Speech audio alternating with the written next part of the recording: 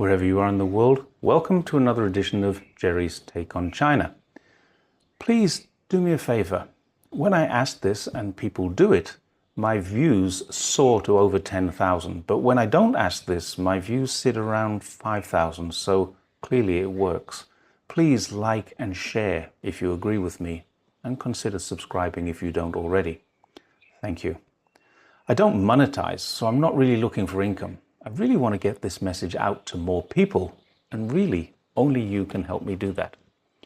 De-risking makes perfect sense when a nation adopts an adversarial position. The USA say they don't want to decouple, but they want to de-risk from China, and that makes an enormous amount of sense, at least to me. De-risking is a word used by people who feel there is a risk they need to remove. And the USA obviously has some vulnerabilities and is indeed exposed to some serious risks which need to be managed. But the risks are all of their own making. There are two aspects of de-risking to consider, so stick with me till we get to the second one. One is the reasoning behind the removal of all manufacturing from one country to another, usually for cost savings. The other is the over-reliance of one country as the source of manufactured goods. China has, over the last 20 to 40 years, found itself in a position where they could seriously damage the national security of the USA. But they've shown no inclination to do that, although some Western media may say otherwise. We can't take China's incredible growth away from the people who worked hard through difficult times, or from China's leadership, which has managed the country well by investing in infrastructure, education, and of course, the people. But the US has created a problem for themselves by exploitation of cheap labor and lower costs, as well as exploitation of their own consumers in search for higher profits. An example of this is Apple. They used Foxconn, a Taiwanese company, which at its peak employed more than 1 million people in China. And clearly that was good for China, but it was also good for Apple, which globally was selling a lot of the products Foxconn were making. Apple benefited enormously by deliberately outsourcing to a company in China. Currently, there's only one phone brand manufactured in America, and most people haven't heard of it, the Librem 5, which their own website admits is experiencing shipping delays due to procurement of parts. In other words, the USA has outsourced all of its manufacturing for this industry, mostly to China, and in the case of Motorola, to Mexico and Brazil. As a result, in the USA now, there are no jobs available in this industry. No factory workers assembling, no packers packing, not a single job in the manufacturing process of mobile phones, one of the world's largest industries. Due to this policy, the profits of Apple, the USA's largest manufacturer, are the highest profits on the planet, which is great for shareholders, but for people who want to have a decent job at decent rates of pay, this is a terrible scenario. It's also worth noting that Apple is the most expensive production phone in the world. In other words, Apple and Motorola have, in the interests of making significant cost savings, destroyed the manufacturing industry in their own country.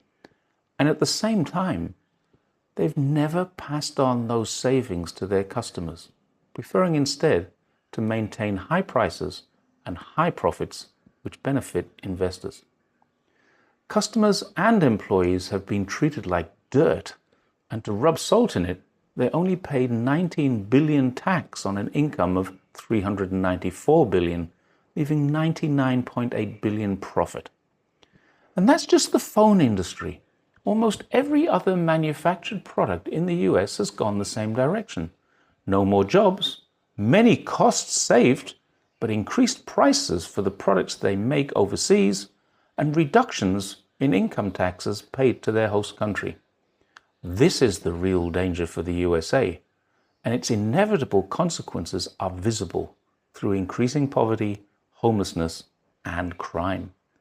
The USA really does need to address this. It is an issue of national security, and it is because China has some of their manufacturing, but in no way is China the cause of their problem.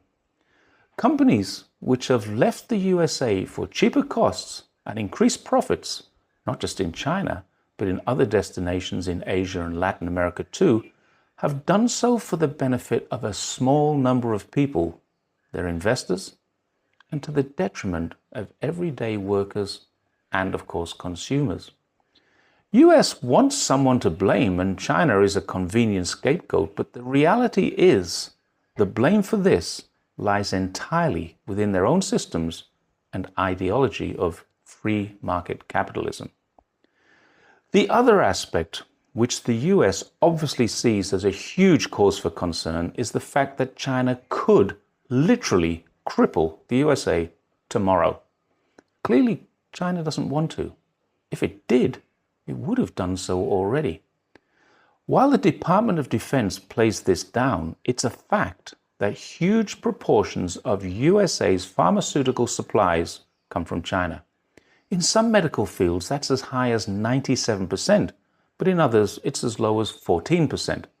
Overall, though, with the inclusion of ingredients for medicines, about 80% of all the pharmaceuticals inside the USA originate in China. It's one reason why, with all the tariffs and restrictions that USA imposes, none of them are ever on pharmaceuticals. If China stops sending drugs and active pharmaceutical ingredients to the USA, there would be chaos.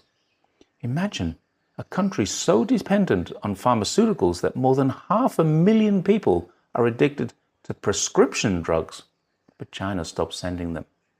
Even more are regular users of illegal drugs. And with the largest number of privately owned guns in the world, it doesn't take a great leap of imagination to work out what will happen when prescriptions can't be filled, or the limited available supply is reserved for the elites who can afford to pay. Do they think China doesn't know this? It's actually insane to have one industry which is so important to your country in the control of another country. It's even more insane to think that when the US is exposed to this kind of threat, instead of dealing with it internally and fixing the problem, they decide to take an adversarial approach and blame China. So for these two very valid reasons, de-risking absolutely makes sense. I'm certain China already know this, they understand this, and would accept this. Clearly, the USA, once the greatest country in the world, has the ability to regain that status if they were to de-risk in a reasonable and fair way.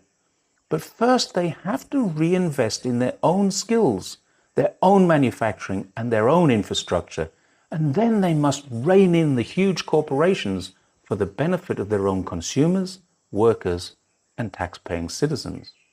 When they do that, they can start to compete rather than confront. Wouldn't that be great? Thanks once again for watching Jerry's Take on China, and I'll see you next time.